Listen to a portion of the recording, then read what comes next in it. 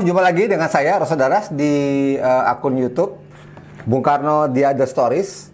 Atas permintaan sejumlah teman yang telah mengikuti medsos YouTube saya ini, ada yang menghendaki untuk saya mengangkat kisah kematian Bung Karno yang memang sangat kontroversi.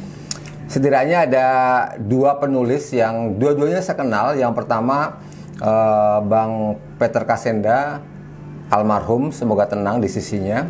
Dan yang kedua adalah Nur Yani ya, yang pernah membuat buku tentang hari-hari terakhir Bung Karno.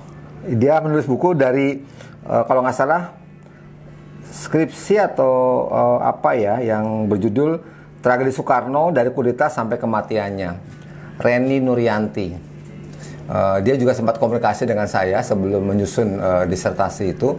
Dan karena ini saya menulis tentang hari-hari terakhir Soekarno itu ada 4 bagian. Nah, cuma saya harus membaca karena memang ini ada beberapa yang terkait dengan tanggal, hari, dan itu mungkin penting untuk kita sama-sama ketahui.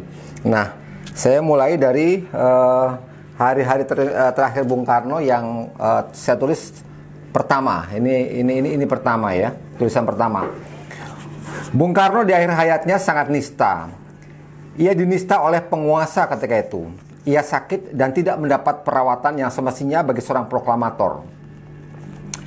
Bahkan ada satu periode waktu di mana saat dia sakit, penguasa menugaskan seorang dokter bernama Suroyo yang notabene adalah seorang dokter hewan.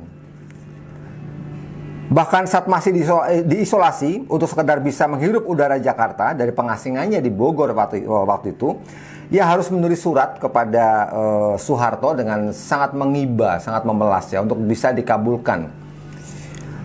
Privasinya benar-benar dilanggar. Dan lebih menyedihkan lagi, ia dijauhkan dari keluarga, kerabat, maupun sahabat-sahabatnya. Ini pukulan yang sangat berat bagi seorang Soekarno. Mengenang hari-hari terakhir Bung Karno, ini sekali lagi saya kutip dari tulisan yang ada dalam bukunya Reni Nuryanti yang berjudul Tragedi Soekarno dari Kudeta sampai Kematiannya.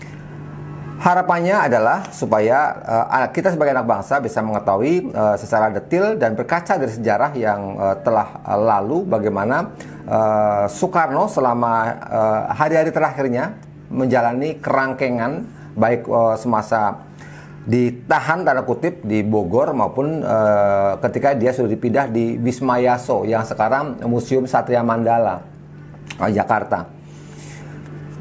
Nah, hari terakhir Bung Karno ini saya penggal saja ya, mulai pada tanggal 16 Juni 70.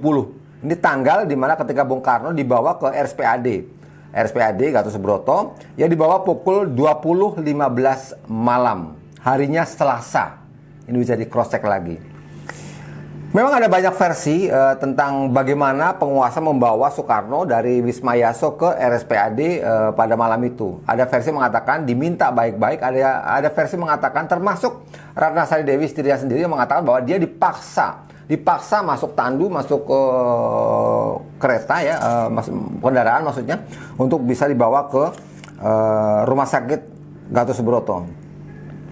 Ini sebuah keterangan yang memang bertolak belakang, tapi faktanya seperti itu.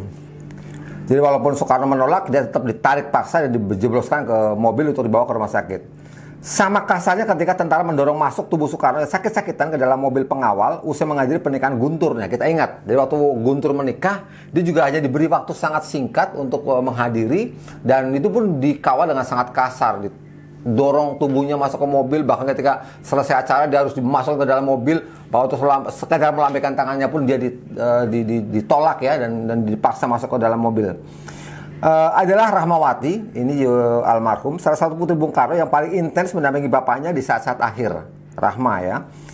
Mendengar bapaknya dibawa ke RSPAD, ia pun bergegas menyusul ke rumah sakit. Jadi Rahma sangat gusar, dia menyusul bapaknya ke rumah sakit.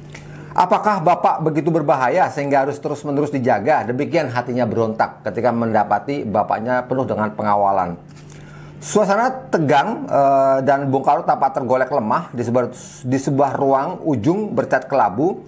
Tak ada keterangan ruang ICU atau ruang perawatan darurat sebagaimana mestinya perlakuan terhadap pasien yang koma, katanya. Memang tampak jarum infus menempel di tangannya, serta kedok asam untuk membantu pernapasannya.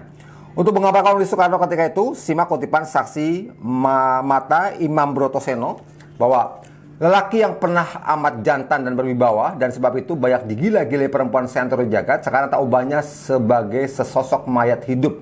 Tidak ada lagi wajah gantengnya. Kini wajah yang dihiasi gigi-gigi gingsulnya telah membengkak, tanda bahwa racun telah menyebar kemana-mana. Bukan hanya bengkak, tapi bolong-bolong, bagaikan permukaan bulan. Mulutnya yang dahulu mampu menyihir jutaan massa dengan pidato-pidato yang sangat memukau, kini hanya terkatup rapat dan kering.